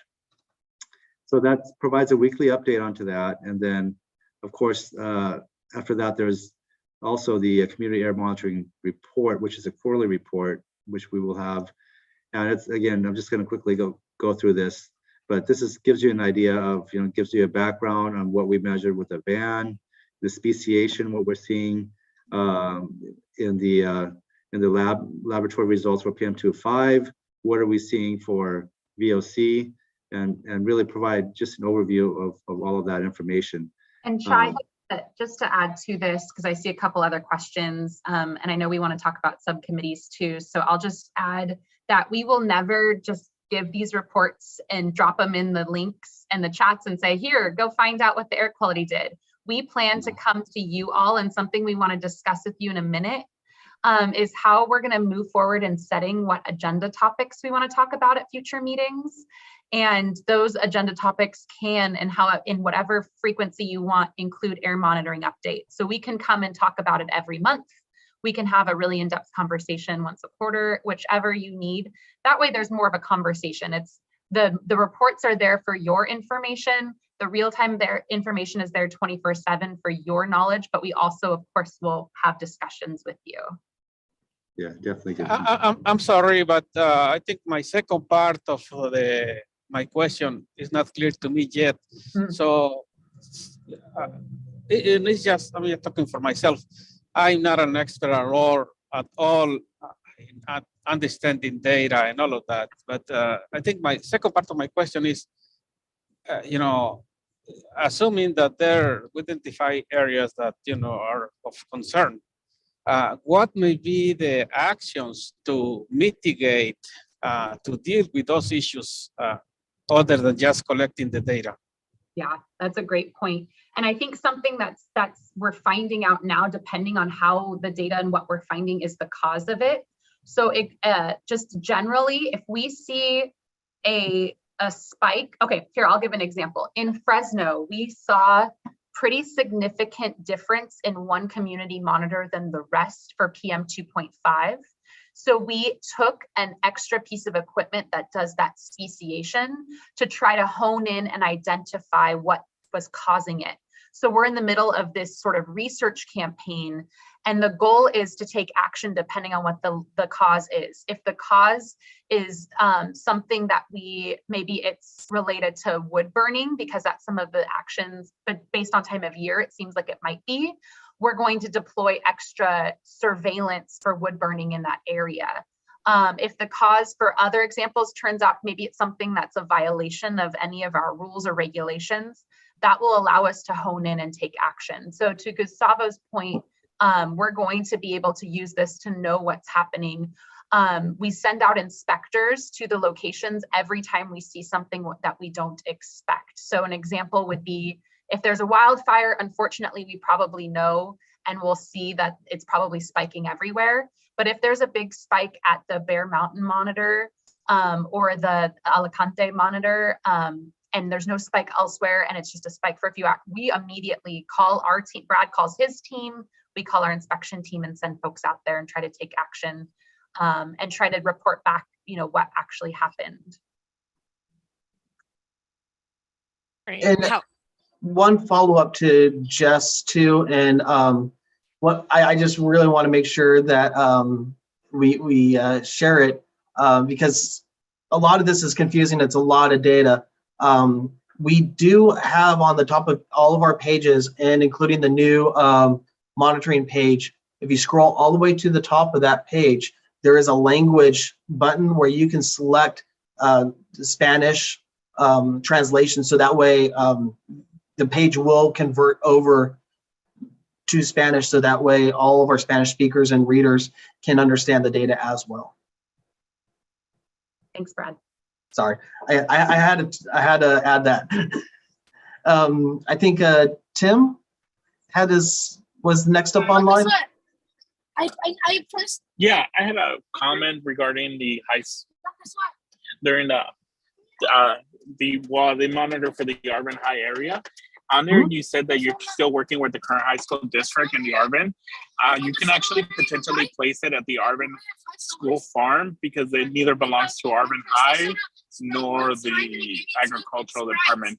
It was gifted to them as an inheritance, and they're the caretakers, but it doesn't belong to them if they misuse it. So one way is to negotiate with them would be to ask them if they could host the air monitor and incentivize them, because they are an agricultural program, and one of the issues regarding this is us moving forward with agriculture moving to different practices to prevent air pollution.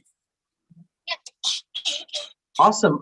I did not know that, Tim. Thank you very much for that insight. And this is exactly some of the things that we ask because you are the community. You have this information that for all intents and purposes, I thought that was part of the school district. Do you know any buddy that we can contact? We can definitely find property information, but you would have to contact their agricultural department head. He should be aware that the farm does not belong to Arvin High. It's basically been gifted to them or left in a trust, and they're the caretakers of it, basically. Sounds good. No, that's great. Thank you very much for that. Brad, may I ask you to summarize this last question? There was some background noise from Tim's audio and the interpreter was not able to capture that. So if you don't mind just summarizing really briefly the question and the answer, or the comment that was discussed from Tim and the location, the possible location. Yes, Tim mentioned that the farm that is adjacent to Arvin High School, that property was gifted to Arvin as a farm and agricultural project for those kids, but that's technically not owned by the Arvin High School. So we may be able to sidestep, maybe working with Kern County by working with the current owners of that property, whoever that is. It seemed like it was part of a trust, so we will get in contact with maybe the current owners of that property, and then, you know, like Tim said, to incentivize them, we can definitely pay a rent and back pay any utility costs as well. So that way the school and the ag program can get money in their hands immediately upon us deploying the trailer there. It's a great idea, and that's something that we will be working on in the future. Thank you so much, Brad. We can hear from Gustavo now. Mm-hmm. Yeah, thank you so much. And this comment is really calling on the data communication and the visualization of it, as I believe someone else had mentioned. And again, referencing back to AB 617 chapter, I dropped a link here on, there's a ArcGIS map that I think has both like emissions inventory from reporting, but also potentially historical air monitoring data. And so I think one thing that would be great would to like do a visualization map of the South Kern region, of the Arvin and Lamont region, that includes all the other communities, that both has emissions inventory from historical reporting. That's, you know, pesticide use reports, you know, any other facilities that are permitted. I know there's some facilities that are wide in this region that do reporting to the air district. So I think this would be one great mechanism to communicate this both visually, and then also if you guys play around with this map, you'll be able to, there's the map of the 7-mile radius of Shafter, and then like cylinders or columns that say, you know, there's this much emissions, and these emissions are either VOC or PM 2.5, et cetera. And so that way residents could freely go to the website, you know, aside from the reports, and really look at what in their community could bring a greater concern. And so when we start talking about potentially moving the mobile van around or moving around the trailer, that this could also be taken into consideration, and residents fully understand like their full surroundings. And so they take, we all take a more kind of educated guesstimate of where to best use this equipment, right? Yes, I love it. And I, just for the sake of time, and I don't know if you want to stop sharing really briefly, Chai, I'm not going to share my screen, but it's been a while, I think, since we've seen faces. So maybe if you can stop sharing so I can see kind of who's still on with us. Gus, I dropped 2 links in the chat that I think are a combination of what you're saying. So both of them are the exact same type of map you just described that we did for Arvin. The second link that's in my message is the link that is the shaded areas, like those squares, right? Like you're talking about the different pollutants. The first link is the one where you can click on every individual source. So what I'm hearing is we can layer, they're hard to layer a little bit because the link that's shaded includes the sources, the individual ones. That's kind of why they're in separate maps that are linked together. But what I'm hearing is maybe re-establishing that with the group so that as we continue to get feedback, they can be reminded of like how to learn about the emission sources and the emissions in the area. Or do you feel like there's something missing on these maps just concerning kind of like the inventory? Yeah, this is the first time I look at these maps, and they look pretty cool. So yeah, but I think something along the lines of this that is at the fingertips of residents, that they fully understand. Like the color coordinated one, I think is good because it just shows like the second link they sent that is color coordinated. Really, if you click on it, it starts giving you a little bit more information of like area-wide sources, stationary. So yeah, this is exactly what I was referring to.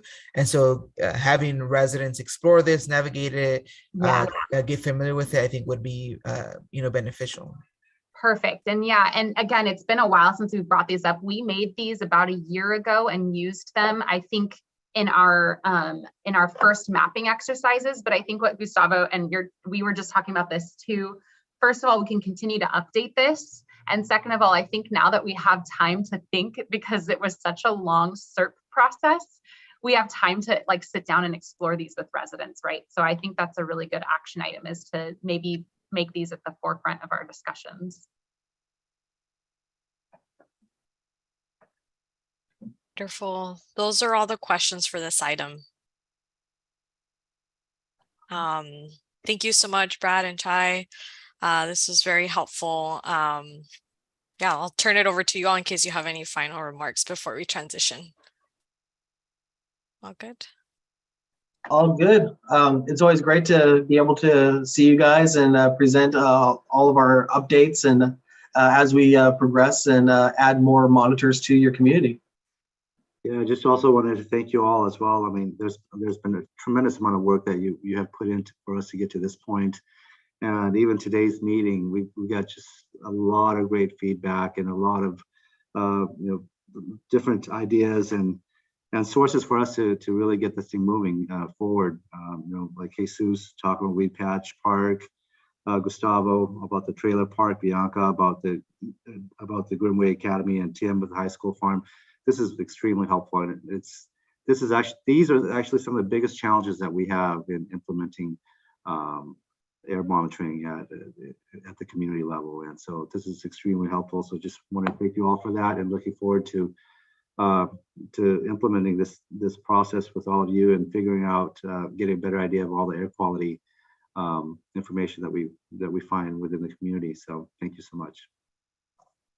Thank you both. With that, I can turn it over to Jessica to walk us through the SERP implementation. I will be brief, not because it doesn't deserve celebration, but really our goal is to just describe what the next steps are. And so I will just dive right in, and it sort of goes hand in hand with the next agenda item, which is talking about CARB's role. So you'll kind of hear from both myself and from Michelle. So really briefly, I don't think we can go without saying congratulations. It really was a long effort.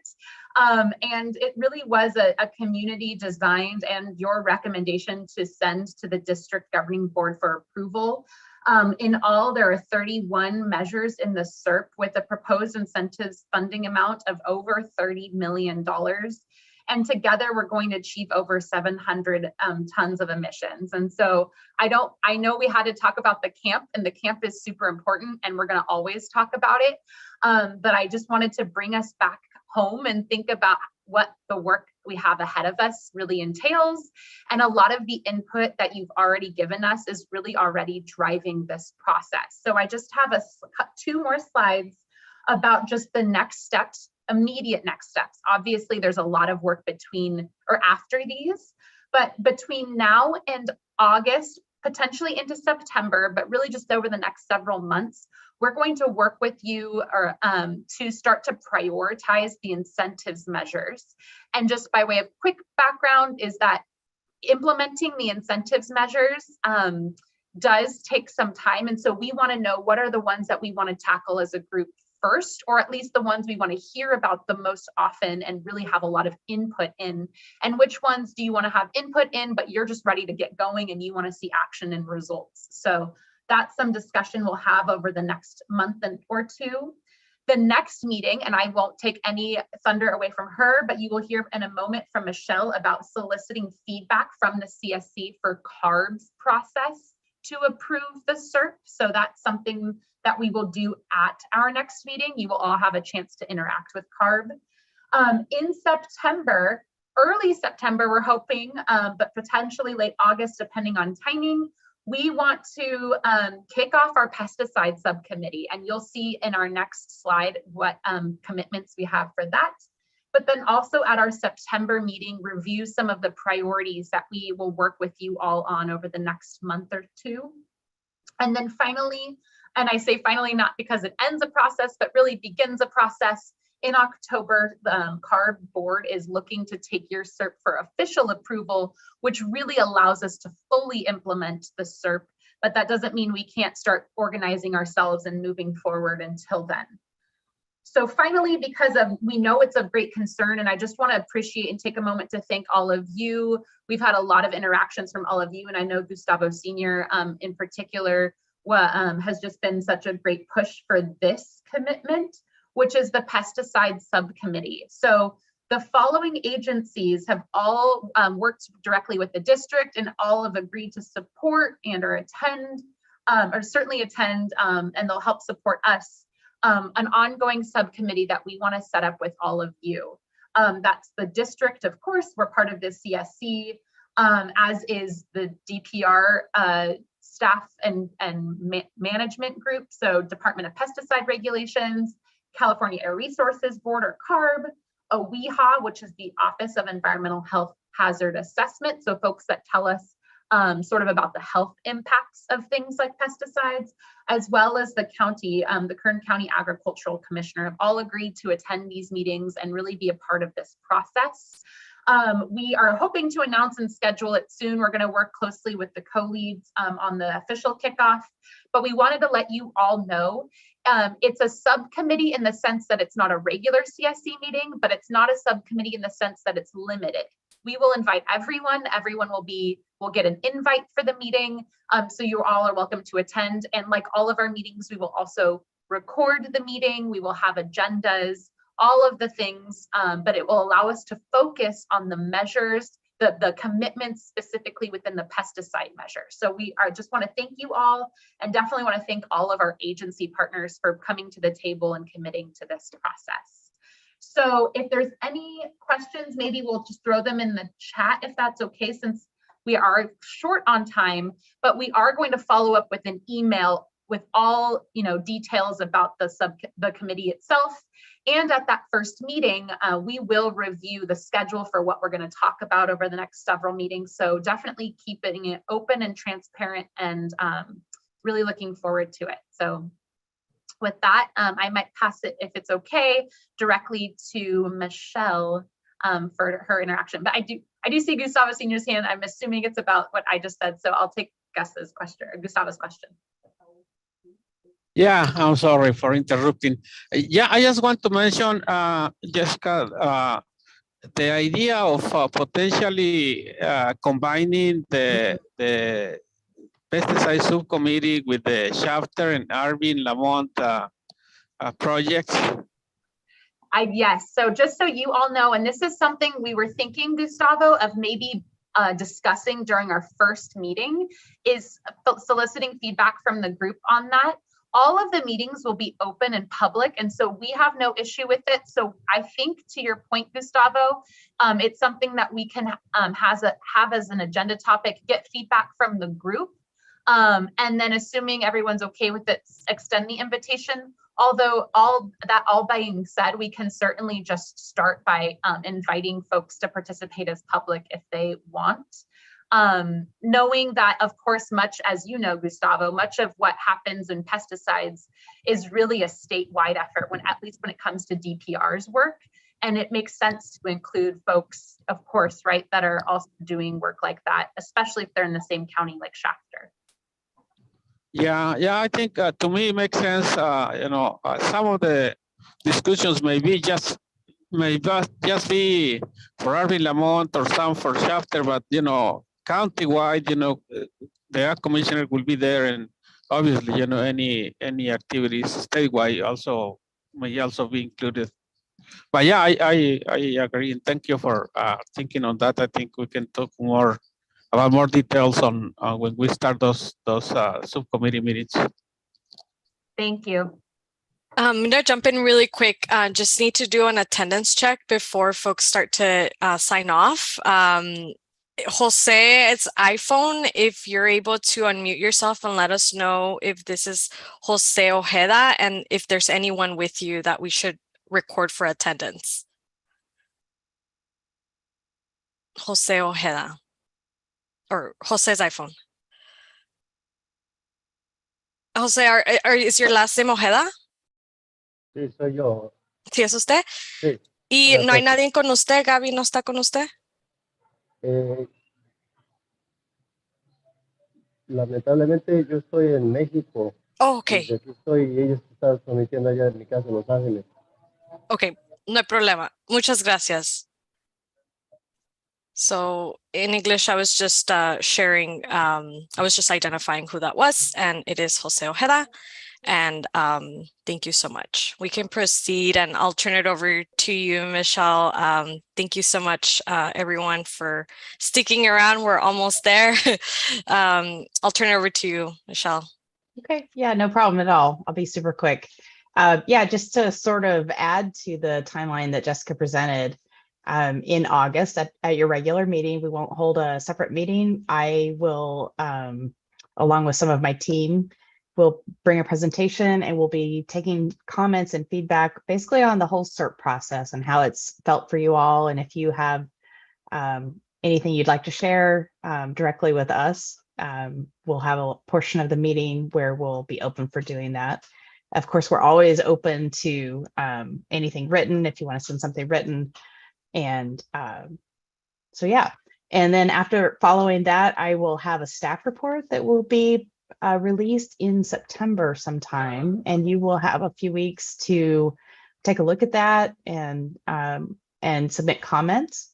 And then I will take the feedback and sort of incorporate it into my staff report. And then we will take the whole CERP along with the staff report to the board of California Air Resources Board, Governing Board, and they will consider the whole thing on October 13th. And so if you'd like to participate in that, of course, there will be public comment. I will also be talking to some of you to see if anyone would like to be on a panel to talk to the board with us. So you can be thinking about that and maybe talk to the co-leads if you're interested in doing that. That would be wonderful. And other than that, I've got a couple of opportunities where you can participate in some things that are going on at CARB. The first one is there's a listening session on zero emission trucks. And I'll go ahead and drop the link in here for you if you're interested in doing that. It's coming up actually pretty quickly, I believe. There's maybe one, I think there's several. There's one I believe that might even be happening this week. I'll drop the link once I get it to copy correctly. It looks like it wasn't copying correctly.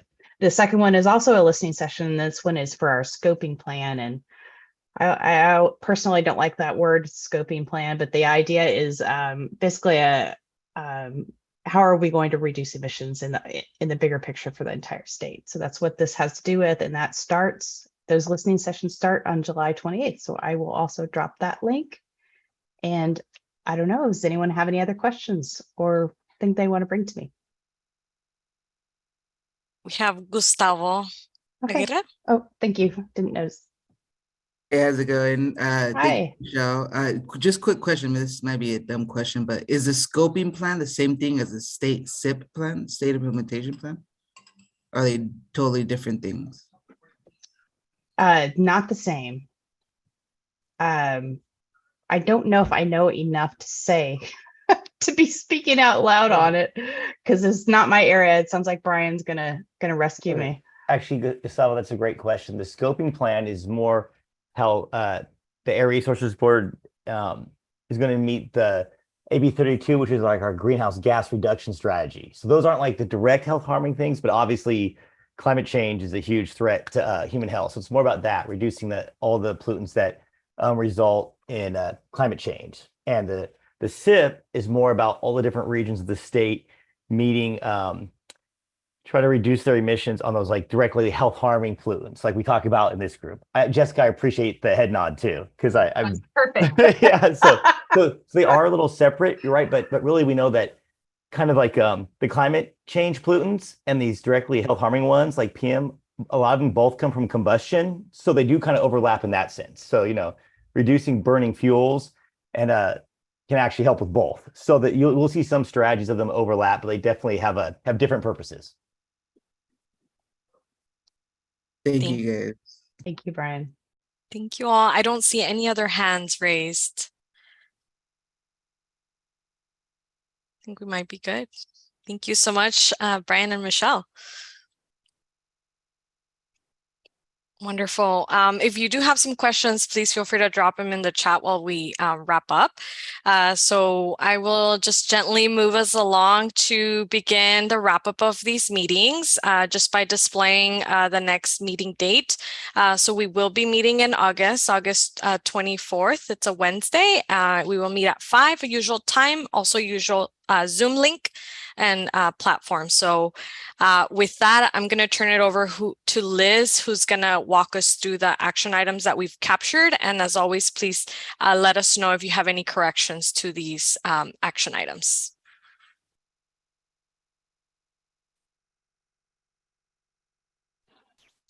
Can y'all hear me? Yes. Okay. So the first action item is the Air District will prioritize sending the mobile air monitoring van to locations that are identified by CSC members. The second is the Air District will continue to identify opportunities to purchase more air monitors. The third is the Air District will consider the proposed strategy to place the mobile air monitor in locations where residents have high rates of respiratory and/or cardiac diseases. Next is the Air District will add a third mobile air monitoring van to be shared between the 617 communities. Next, the Air District will reach out to the City of Arvin to coordinate placing an air monitor close to Grimway Academy and other suggested locations. Next, the Air District will create and share an interactive map where CSE members can identify locations of concern to place air monitors. Next, the Air District will provide weekly air monitoring data updates on the Arvin and Lamont CSE website. Next, the Air District will contact the Arvin High School's agricultural department to discuss placing an air monitor at the adjacent school farm. Next, the Air District will continue to update the stationary source and county emissions interactive maps and continue to discuss those with the CSE. And our last action item is the Air District will send an email to the CSE with details about developing all those subcommittees. So are there any edits, modifications to any of these action items? Hey, Liz, can you go to item 5 again? Mm-hmm. So we'll reach out to City of Arvin to coordinate placing a marker close to Grimway Academy. I think, so City of Arvin is separate and Grimway Academy is separate as well too, so. No, I think that's right, Chai. Right? Is it? I was saying that there might be other locations throughout the city that they have access to that might be closer, is what I heard. Oh, to Grimway and not, I thought the suggestion was to ask Grimway since they may be getting additional funding. I think maybe we add that to this action item. Is that okay, Liz? Mm-hmm. Reach out to the City of Arvin and Grimway Academy. Got it. Yeah, because City of Arvin is where we're working with City of Arvin to place air monitoring equipment at their facilities. Mm-hmm. Thank you. Are there any others?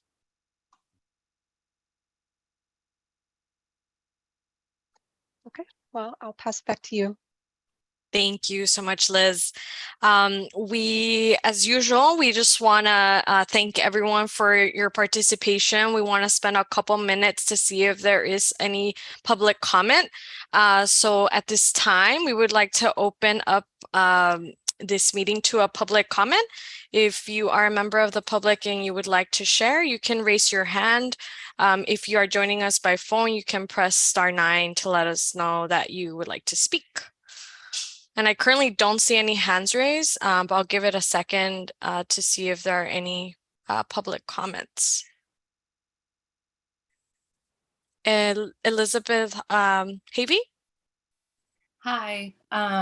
So tomorrow, the City of Arvin, I work with the City of Arvin, is having a stakeholder meeting, our housing element update. Just want to invite the public. We also will have additional public meetings that will be open for everybody, that, you know, you don't have to participate on a stakeholder level. And yeah, there will be translation available at the meeting as well in Spanish. And I just wanted to invite people to the event tomorrow, and I can provide more information, and I will add my email to the chat. Thank you so much, Elizabeth. Are there any other comments from the public? Any other announcements from anyone? Let's see. Okay, so Elizabeth entered their email in the chat. If you're interested in joining that meeting, definitely make sure you save that. With that, I'm not seeing any other, so I just want to thank everyone for their time, their engagement, their important input, and would love to turn it back over to Jessica, Bianca, or Gustavo, anyone that would like to make some final remarks.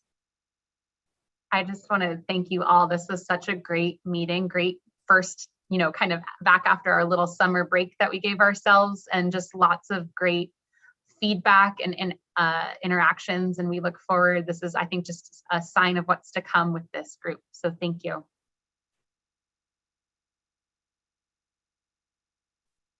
Gustavo or Bianca? No, thank you all so much. All right. I'm looking for Bianca in case you had something to share, but Sorry. Oh yeah, go ahead. I'm like running back and forth.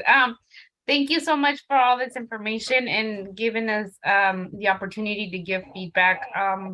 I know that a lot of residents had a lot of questions, but I think it's important just to address them now than further later when the whole process is already going. So it's been a productive meeting, and I'm very happy about the outcome of this meeting. Thank you, everyone. Have a good night. Take care. Bye. Take care.